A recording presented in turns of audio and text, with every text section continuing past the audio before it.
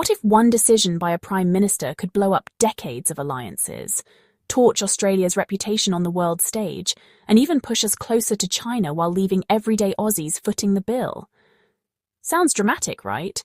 But that's exactly the storm Anthony Albanese has just walked us into, and the fallout is only just beginning.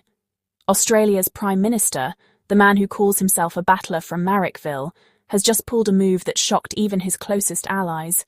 He officially recognised the state of Palestine. Yep, while the conflict in Gaza rages on, while Israel warns of dire consequences, and while the United States, our biggest security partner, is watching closely, Albanese decided now was the moment to make his mark. And here's where things get dicey.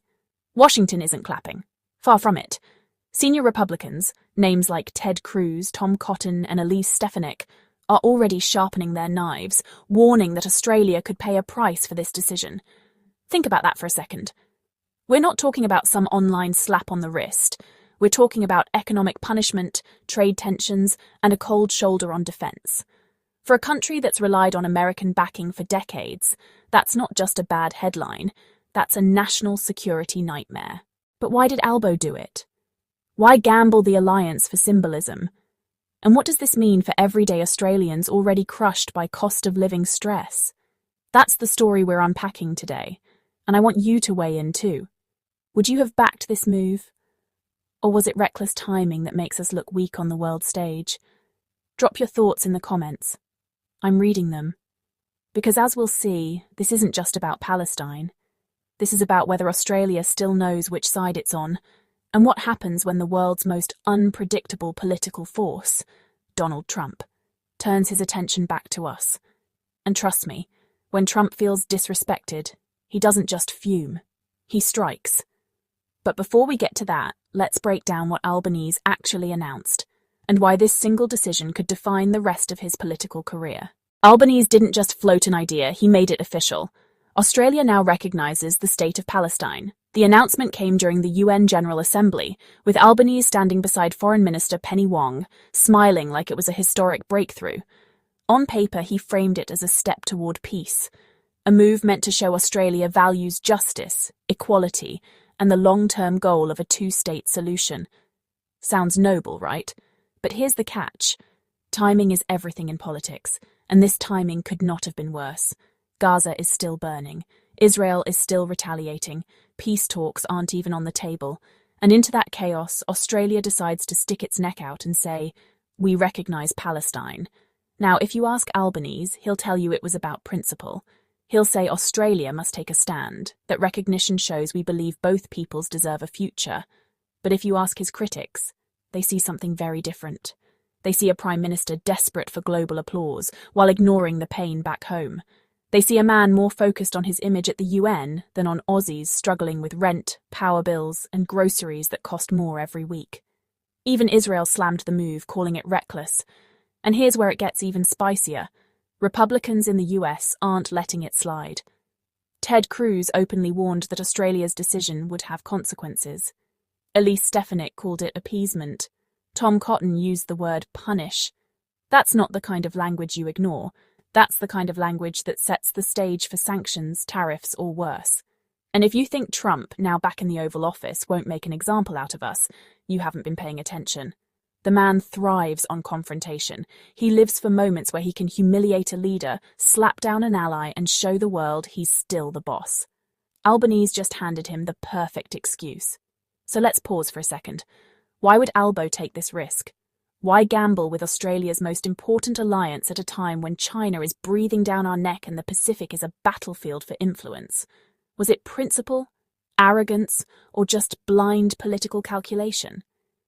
Here's what the insiders are whispering. This wasn't about foreign policy at all. It was about politics at home. Albanese wanted to shore up his progressive base, win points with international elites, and distract from the fact that Aussies can't afford to fill their cars or pay their mortgages. But by doing that, he may have lit a fuse he can't put out. And the Americans aren't the only ones circling. Wait until you see how Albanese's rivals here in Australia are sharpening their knives.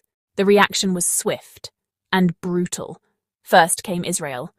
Officials there didn't mince words. They called Australia's recognition reckless, misguided, and even dangerous. To them, Albanese had taken sides in the middle of an active conflict.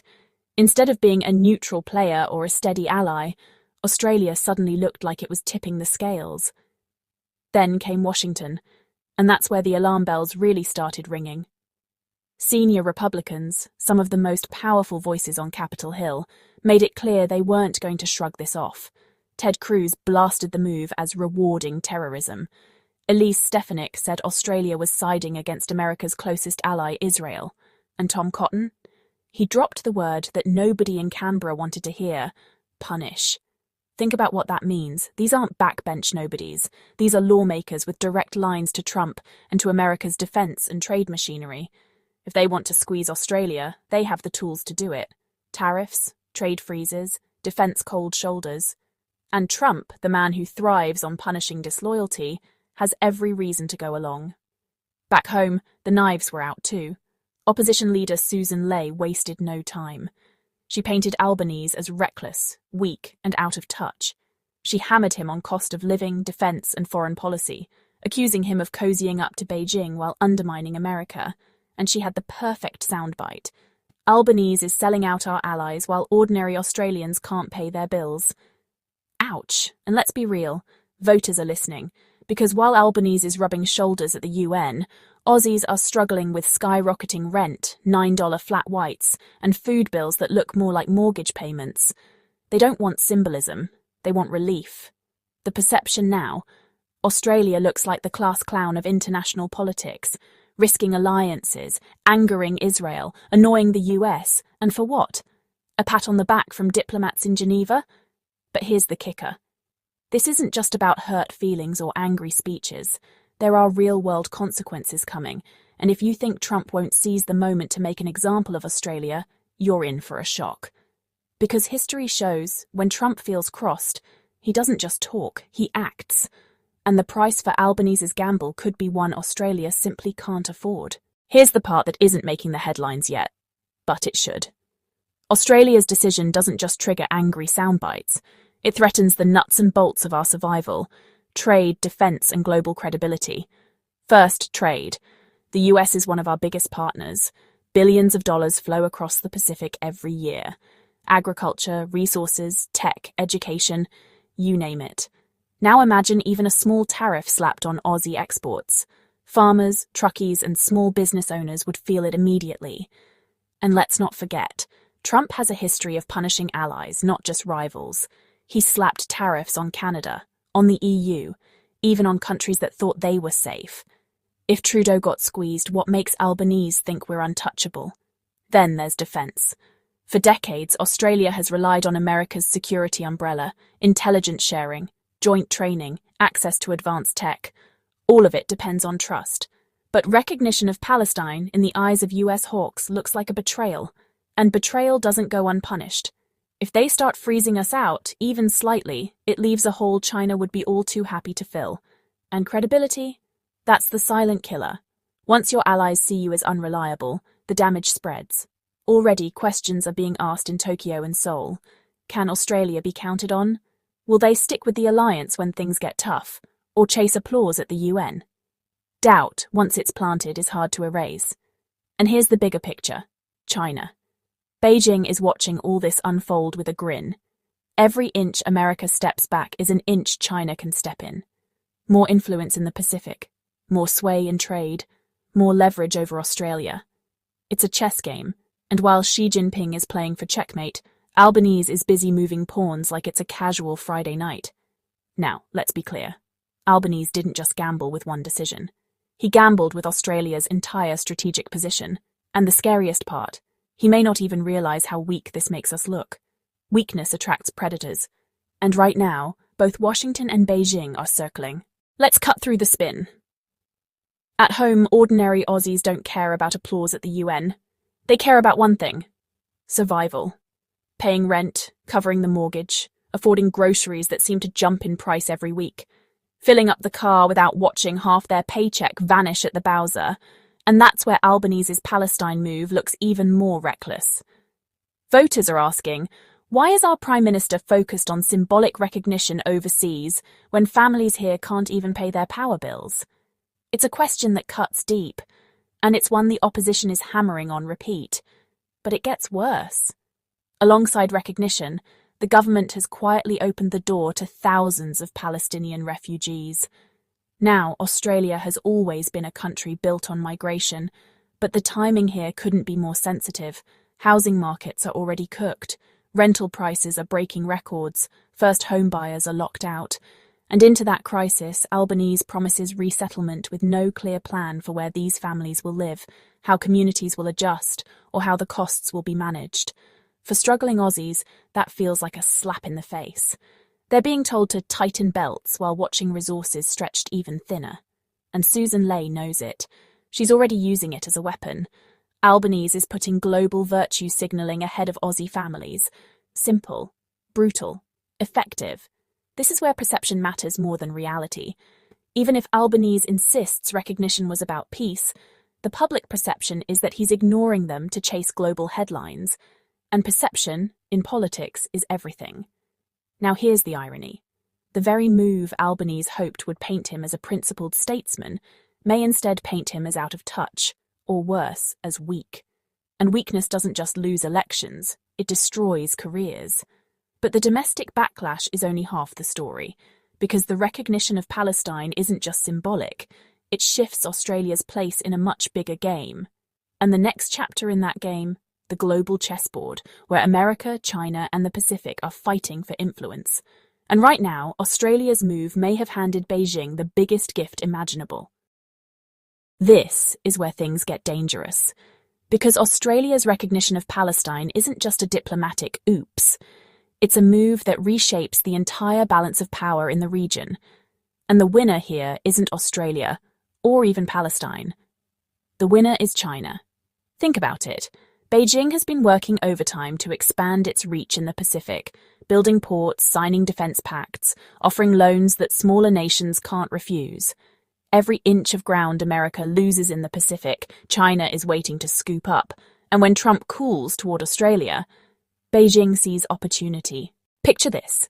The US starts sidelining Australia in defense talks. Trade deals stall. Intelligence dries up. Who steps in with a smile and an open wallet? Xi Jinping. Offering friendship, infrastructure, investment. Suddenly, countries in the Pacific start asking, who's the real partner we can rely on, Washington or Beijing? And let's be clear, the Pacific isn't just some distant backyard. It's the front line of the 21st century power struggle. Whoever dominates it controls trade routes, naval access, and influence stretching from Asia to the Americas. For Australia, losing America's trust while cozying up, even indirectly, to Beijing is the nightmare scenario. Now, Trump versus Xi is a battle of titans. One thrives on loyalty, punishment, and unpredictability. The other thrives on patience, strategy, and long-term traps. Australia? We've just wandered into the middle of their chess match looking like the pawn that doesn't know it's already been sacrificed. And here's the cold truth. When Trump feels betrayed, he punishes. When Xi sees weakness, he exploits. That's the squeeze Australia is walking into. Isolated by one superpower, embraced by another, but never truly respected by either. The question now is whether Albanese even has a plan. Because once you lose Washington's trust, it doesn't come back quickly. And once Beijing gets its hooks in, it's almost impossible to shake them free. Australia is caught between two giants, and thanks to one symbolic recognition vote, the ground we're standing on has never been shakier. And here's where the story loops back to where we started, that infamous Trump moment. The cameras rolling, the room frozen, Trump cutting off a sitting prime minister with 3 words. "Shut up, idiot." It wasn't just an insult, it was a warning. Trump was making it crystal clear. In his world, loyalty is everything. Cross him, undermine his allies, or embarrass him on the global stage. And you don't just get mocked, you get punished. Albanese, whether he realizes it or not, has walked straight into the firing line. He gambled that a symbolic recognition would win him moral points abroad. Instead, he's provoked Israel, enraged America's most powerful Republicans and given Trump the perfect excuse to make an example out of Australia. And history tells us what comes next.